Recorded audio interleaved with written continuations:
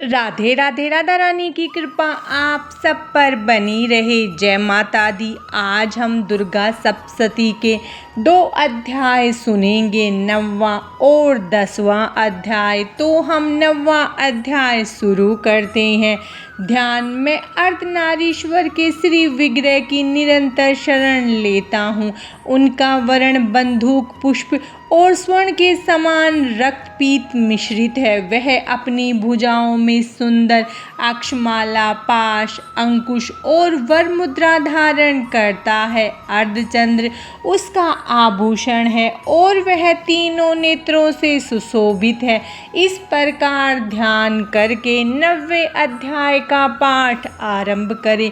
राजा बोला, भगवान, आपने रक्त बीज के वध से संबंध रखने वाला देवी चरित्र का यह अद्भुत महत्तम मुझे बतलाया। अब रक्त बीज के मारे जाने पर अत्यंत क्रोध से भरे हुए शुंभ और निशुंभ ने जो कर्म किया उसे मैं सुनना चाहता हूँ। ऋषि कहने लगे, हे राजन, युद्ध में रक्त बीज तथा अन्य दैत्यों के मारे जाने पर शुंभ और निशुंभ के क्रोध की सीमा न रही।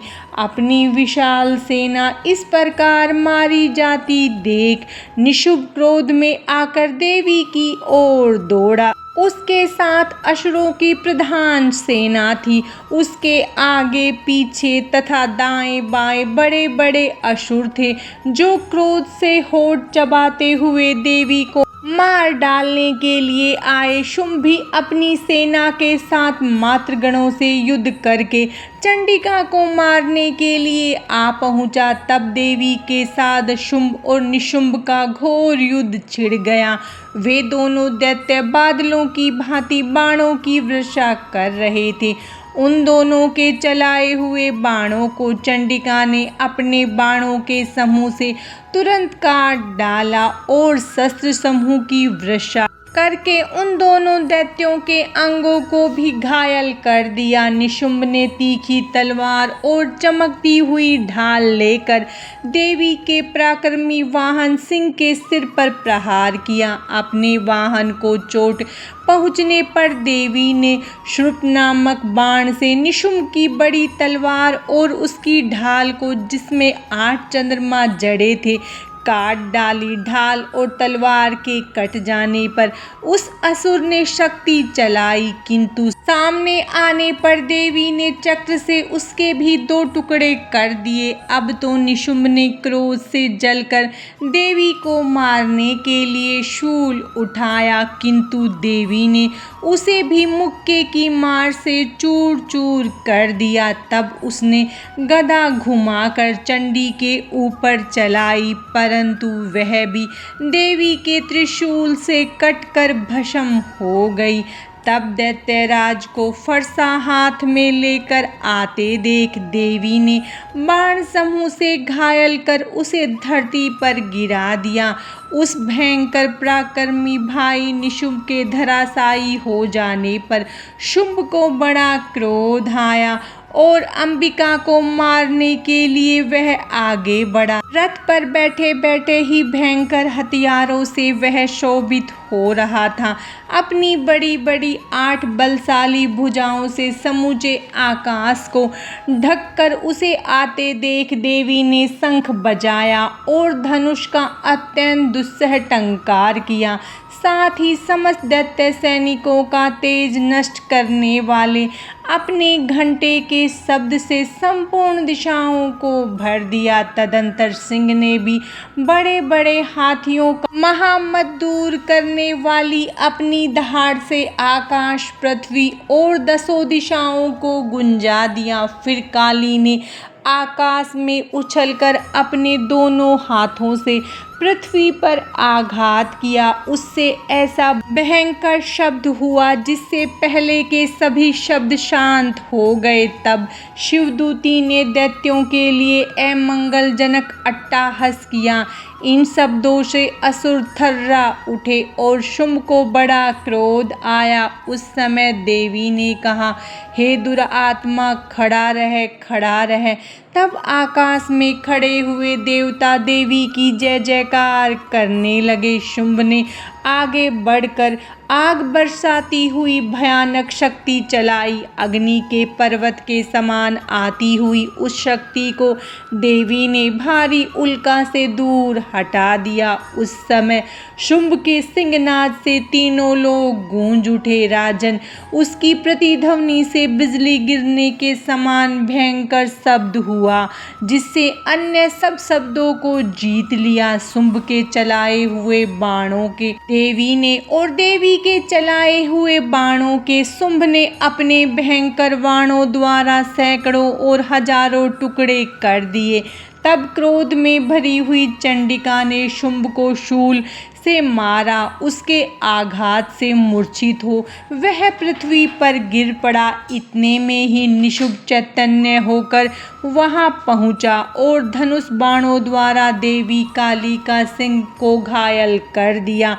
फिर उस दैत्यराज ने अपनी 10,000 बाहें बना ली और चक्रों के प्रहार से चंडिका को ढक दिया। अब घोर संकटों का नाश करने वाली भगवती दुर्गा ने अपने बाणों से उन चक्रों को तथा बाणों को काट दिया।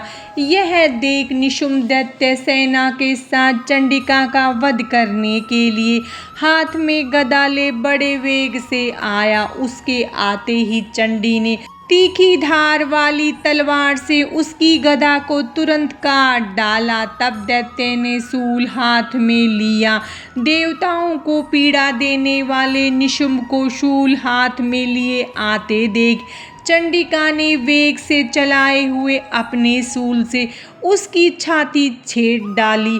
शूल से विदीर्ण हो जाने पर उसकी छाती से एक दूसरा महाबली पुरुष खड़ी रह कहता हुआ निकला। उस निकलते हुए पुरुष की बात सुनकर देवी ठठाकर हंस पड़ी और खड्ग से उन्होंने उसका सिर काट डाला।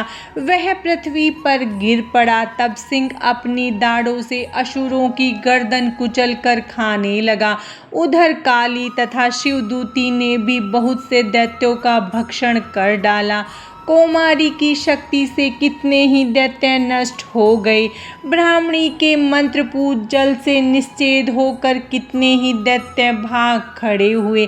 अनेकों दैत्य महेश्वरी के त्रिशूल से छिन्न भिन्न हो धराशायी हो गए। वराही के थूथून के आघात से कितनों का पृथ्वी पर कचुम्बर निकल गया। वैष्णवी ने भी अपने चक्र से दानवों के टुकड़े टुकड़े कर डाले। इंद्री के हाथ से छूटे हुए वज्र से भी कितनों के ही प्राण पखेरु उड़ गए।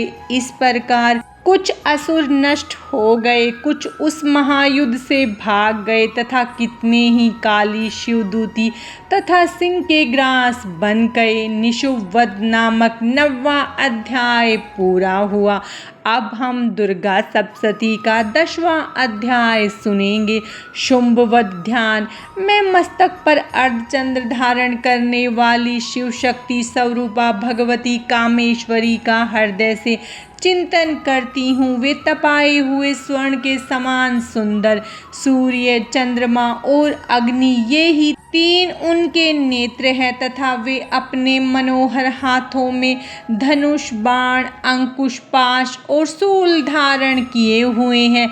इस प्रकार देवी का ध्यान करके पाठ आरंभ करे। ऋषि बोले, राजन, अपने प्राणों से प्रिय भाई निशुंभ की मृत्यु तथा सारी सेना का संहार होता देख शुंभ ने कुपित होकर कहा, दुष्ट दुर्गे, तू बल का घमंड न दिखा। अरि अभिमानिनी, तू तो दूसरी स्त्रियों के बल का सहारा लेकर लड़ रही है। देवी बोली, ओ दुष्ट, मैं अकेली ही हूँ। इस संसार में मेरे सिवा दूसरी कौन है? देख, ये मेरी ही विभूतियाँ हैं, अतः मुझ में ही प्रवेश कर रही हैं। तदंतर ब्रह्माणी आदि समस्त देवी अंबिका देवी के शरीर में लीन हो गई। उस समय केवल अंबिका देवी ही रह गई। देवी बोली, मैं अपनी ऐश्वर्य शक्ति से अनेक रूपों में यहाँ विद्यमान थी। उन सब रूपों को मैंने समेट लिया है। अब अकेली ही युद्ध में खड़ी हूँ। तू भी स्थिर हो जा, ऋषि कहते हैं। तदंतर सब देवताओं तथा दानवों के देखते देखते देवी और शुंभ दोनों में भयंकर युद्ध छिड़ गया। बाणों की वर्षा तथा तीखे शस्त्रों एवं दारुण अस्त्रों के प्रहार के कारण उन दोनों का युद्ध सब लोगों के लिए बड़ा भयानक प्रतीत हुआ।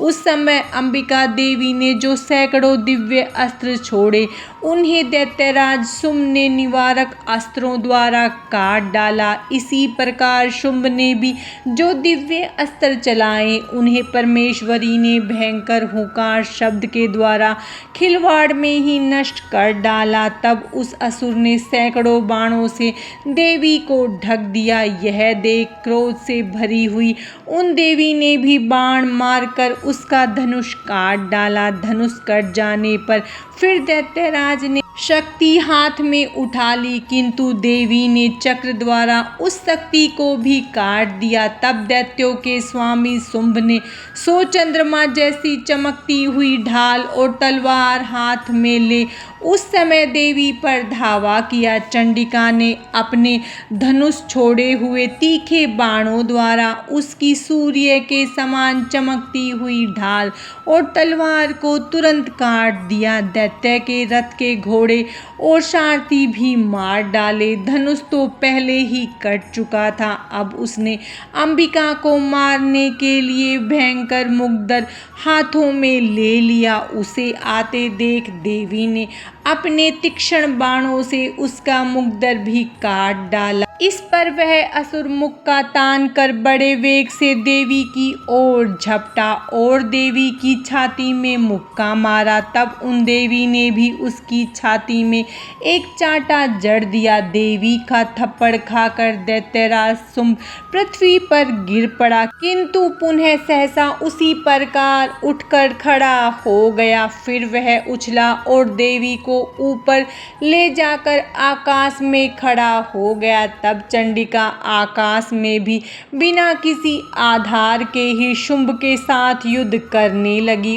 उस समय दैत्य और चंडिका का आकाश में घोर युद्ध सिद्ध और मुनियों को विस्मय में डालने वाला था। फिर अंबिका ने शुंभ के साथ बहुत देर तक युद्ध करने के पश्चात उसे उठाकर घुमाया और पृथ्वी पर पटक दिया। पृथ्वी पर गिरने के बाद वह दैत्य पुनः चंडिका को मारने के लिए उनकी ओर बड़े वेग से दौड़ा। तब दैत्यराज शुंभ को अपनी ओर आते देख देवी ने त्रिशूल से उसकी छाती छेद कर उसे पृथ्वी पर गिरा दिया। देवी के शूल की धार से घायल होने पर उसके प्राण पखेरु उड़ गए और वह समुद्रों, द्वीपों तथा पर्वतों सहित समूची पृथ्वी को कपाता हुआ भूमि पर गिर पड़ा। उस दुरात्मा के मारे जाने पर संपूर्ण जगत प्रसन्न एवं स्वस्थ हो गया तथा आकाश स्वच्छ दिखाई देने लगा। पहले जो उत्पात सूचक मेघ और उल्कापात होते थे, वे सब शांत हो गए तथा उस दैत्य के मारे जाने पर नदियां भी ठीक मार्ग से बहने लगी। उस समय शुंभ की मृत्यु के बाद संपूर्ण देवताओं के हृदय में आनंद से भर गए और गंधर्वगण मनोहर गान करने लगे। दूसरे गंधर्व बाजे बजाने लगे और अप्सराएं नाचने लगी। पवित्र वायु बहने लगी, सूर्य निर्मल होकर चमकने लगा, अग्निशालाओं की बुझी हुई आग अपने आप जलने लगी तथा संपूर्ण दिशाओं के भयंकर शब्द शांत हो गए। शुंभ वध नामक 10वां अध्याय पूरा हुआ। माता रानी की कृपा आप सब पर सदा बनी रहे। जय माता दी। राधे राधे।